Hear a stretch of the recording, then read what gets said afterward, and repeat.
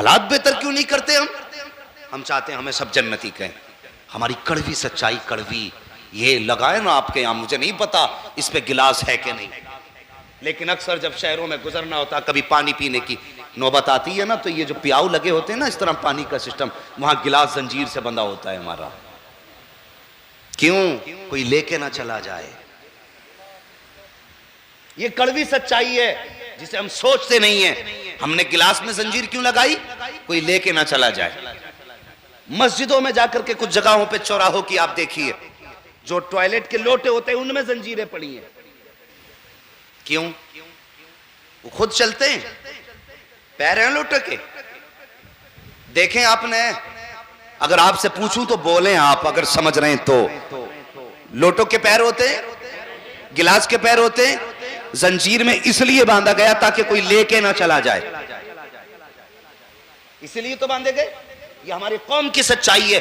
ہماری مسجدوں کے لوٹے زنجیروں میں بندھے ہیں, ہماری مسجدوں کے گلاس زنجیروں میں بندھے ہیں. اللہ اکبر. میں اس قوم سے بات کر رہا ہوں جن کی جوتیاں مسجدوں سے چوری ہو جایا کرتی ہیں, جن کی جوتیوں کی چوری کے اعلان مسجدوں سے کیے جاتے ہیں. فلاں کی چپل چوری ہو گئی. میں اتنا جانتا ہوں یار, اندھا نہیں, اکھیارا بھی آنکھوں پہ پٹی باندھ دو, سینکڑوں نہیں 1000 جوڑے جوتے سامنے رکھ دو, اگر اپنا پیر اپنے جوتے میں جائے گا, پیر خود بتا دیتا یہ میرا ہے, خود بتا دیتا ہے یہ میرا ہے. دوسرے کے جوتے میں ڈال دو, اسی نمبر کا دوسرا چپل ویسا گلا کے رکھ دو, پیر بتا دیتا یہ میرا نہیں ہے. پھر یہ چوری کیسے ہو گئے, بدل کیسے گئے؟ دھیان نہیں رہا تھا, دھیان نہیں, دھیان اسی پہ تھا. نہیں لے کر کے آنی ہے مسجد سے جا کر کے.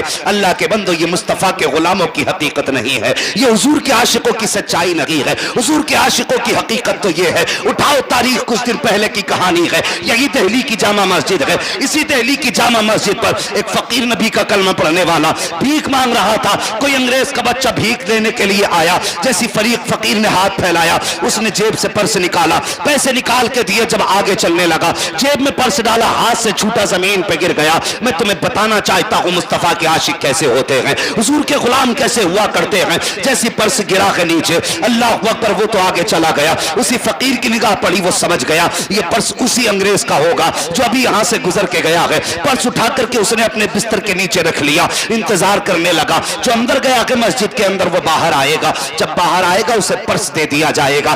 انتظار کرتا رہا. 1 دن گزرا, 2 دن گزرا, 3 دن گزرے. یہ تو انگریز کا بچہ یہاں سے جب گھر واپس گیا, بیوی نے کہا میرے سرتاج بتاؤ تو صحیح, مسلمانوں کی مسجد دیکھ کے آئے ہو, بتاؤ دہلی کی جامع مسجد کیسی ہے.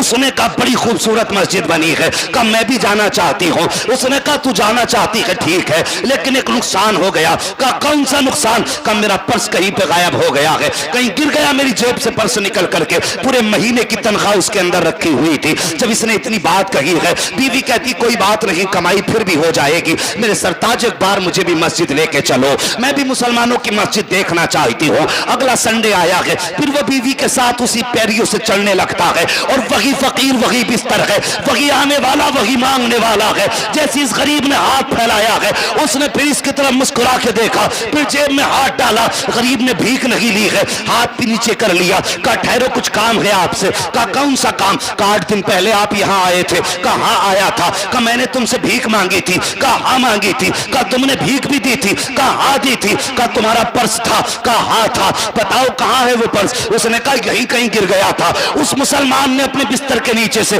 وہ پرس نکالا. نکالنے کے بعد انگریز کے بچے کو دکھایا, اور دکھا کے کہا تھا بتاؤ تو شاہد, کہیں یہ پرس تمہارا تو نہیں ہے؟ اس نے دیکھ کے کہا تھا ہاں یہ پرس میرا ہے. اس نے فوراً پرس کو لیا, لے کر کے کھولا. پورے مہینے کی تنخواہ اس کے اندر موجود تھی.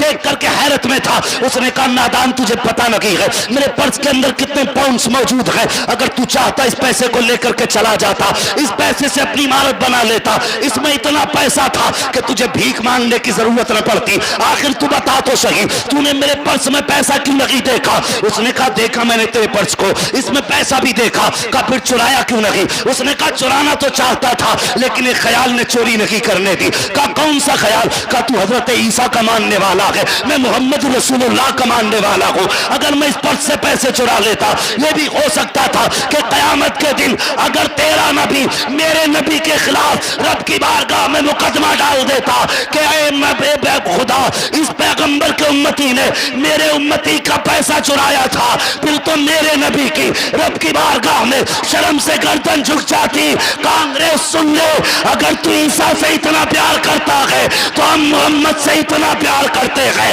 کہ جان تو دے سکتے ہیں لیکن شرم سے نبی کی گردن جھک جائے یہ امتی کو گوارا ہو نہیں سکتا ہے.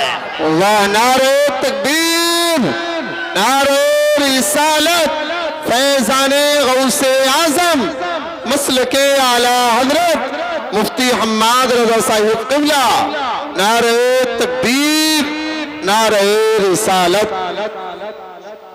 یہ ہے حضور کے غلام, خدا کی قسم فاقہ تو مر سکتے ہیں لیکن چوری, سارے بولے چوری. چوری صرف رات کو ہوتی ہے کیا؟ دن میں بھی ہوتی ہے, سوتے ہوئے ہوتی ہے, جاگتے میں بھی ہوتی ہے. چھپا کے کی جاتی ہے نہیں, اب تو دکھا کے